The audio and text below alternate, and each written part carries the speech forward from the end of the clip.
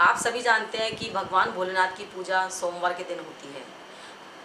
जो भी व्रत सोमवार के दिन करता है, चाहे वो सावन के सोमवार हों या फिर वैसे भी सोमवार साल भर के हों। जो मैंने पिछला वीडियो डाला था उसमें सोमवार के व्रत की कथा डाली थी, तो उससे आप अवश्य सुनें। आज मैं जो आपको कथा सुना रही हूँ वो है श्रावण मास में जो पूजा करते हैं उसकी। भगवान भोलेनाथ को श्रावण मास बहुत अधिक प्रिय है, क्योंकि यह मास भगवान भोलेनाथ की भक्ति, आराधना और प्राकृतिक रंगों का संगम है। तो इसलिए जो पूजा नहीं करते हैं साल भर, लेकिन वो श्रावण मास में पूजा व्रत वगैरह अवश्य करते हैं। तो वो कथा जो मैं सुना रही हूँ उसे आप अवश्य सुने, और भगवान शिव जी की पूजा करके आप श्रावण में मन चाहा वरदान प्राप्त कर सकते हैं। तो जो कथा मैं सुनाऊँ उसे आप पूजा करें, उसके बाद सुनाएं। तो सुनिए कथा। भगवान भोलेनाथ की पूजा वैसे तो साल भर होती है, लेकिन श्रावण मास में सभी पूजा करते हैं। तो एक गांव में 7 सखियां थीं।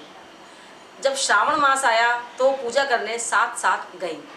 जब वो पूजा करने जा रही थी, हंसती हुई, खिलखिलाती हुई, हाथों में उनके थालियां थी, हाथ में लोटा था। उसी गांव में एक सास बहू रहती थी।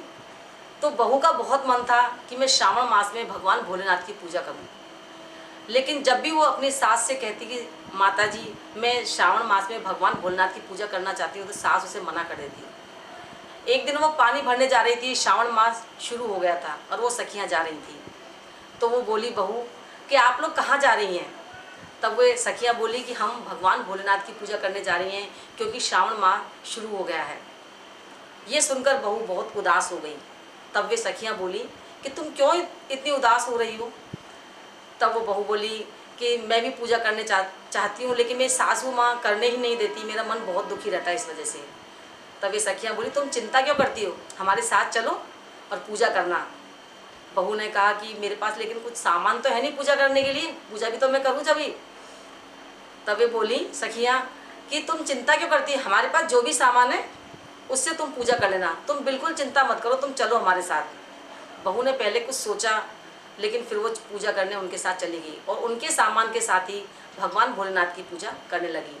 वो बड़े प्रेम से भगवान को दूध चढ़ाती, जल चढ़ाती, इसके बाद वो चंदन लगाती, वस्त्र पहनाती, भगवान को जनेऊ चढ़ाती, बिल्व फल, बिल्व पत्र चढ़ाती, आग धतूरा और भोग लगाती और भगवान की बड़े प्रेम से आरती गाती। बहू इस तरह से रोज समय पर उन सखियों के साथ जाकर भगवान भोलेनाथ की पूजा करती। पूरा श्रावण मास इसी तरह से निकल गया। उसने अपनी सास को कुछ नहीं बताया। जब श्रावण मास पूरा हो गया तो कुछ ना कुछ तो भगवान को हम चढ़ाएंगे लास्ट में। उसने सोचा मैं क्या चढ़ाऊँ, मेरे पास कुछ भी नहीं है। तो उसने कुछ विचार किया मन में और अपने नाक की नथ को उतार कर भगवान भोलेनाथ को चढ़ा दिया और घर आ गई। जब वो घर आई तो उसने सोचा सास अगर देखेगी तो पूछेगी कि तुम्हारी नथ कहाँ गई। तो उसने घूंघट कर लिया और घूंघट करके डोलने लगी। सास को बड़ा अटपटा लगा।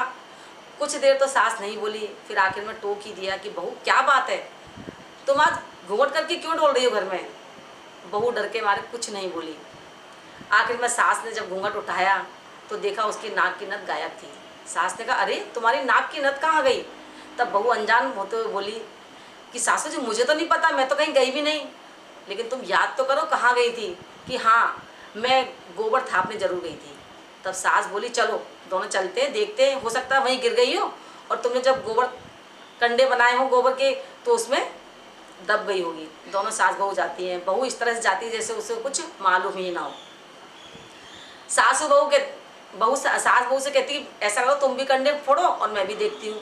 तो दोनों सास बहू जब कंडे फोड़ती हैं अलग अलग, तो दोनों की कंडों में नथ निकलती है सोने की। उनको आश्चर्य होता है तो और कंडे फोड़ती है। जैसे जैसे वो कंडे फोड़ती जाती हैं उनमें नथ सोने की निकलती जाती है। सास को बहुत आश्चर्य होता है, कहता बहू तुम्हारी नथ तो एक ही खोई थी, इतनी सारी नथें कहाँ से आ गई? सच सच बतलाओ मुझे, क्या बात है, कोई ना कोई रहस्य अवश्य है। तब बहू कहती है कि सासू जी मुझे क्षमा करना, मैंने आपको बताया नहीं और आपसे झूठ बोला, लेकिन मैं क्या करती, मेरा बहुत मन था भगवान भोलेनाथ की पूजा करने का श्रावण मास में, लेकिन आपके मना करने पर मैंने चुपचाप कुछ सखियों के साथ जाकर उनके ही सामान से पूजा की। लेकिन जब चढ़ाने का समय आया तो मेरे पास कुछ नहीं था, तो मैंने बिना कुछ सोचे समझे और भगवान भोलेनाथ को अपनी नथ चढ़ा दी। ये सब जो अपने को नत मिली है भगवान भोलेनाथ की कृपा है, क्योंकि भगवान भोलेनाथ बहुत ही भोले हैं और अपने भक्तों पर वो हमेशा दया करते हैं, कृपा करते हैं, जो उनके दुख होते हैं उनको दूर करते हैं। सास इस बात को सुनकर बहुत खुश हुई, बोली बहू इस साल तो श्रावण मास में पूजा तूने की है, लेकिन इस बार जब सावन आएगा तो तुझे मैं टोकूंगी नहीं, तेरे साथ मैं भी पूजा करूंगी। और सास बहू दोनों बहुत खुश हुई भोलेनाथ की कृपा से, उनके घर में धन धान्य की कोई कमी नहीं रही। तो ये कथा मैंने जो आपको सुनाई है इसे आप अवश्य सुने और पहले गणेश जी की कथा सुने, उसके बाद इस कथा को सुने।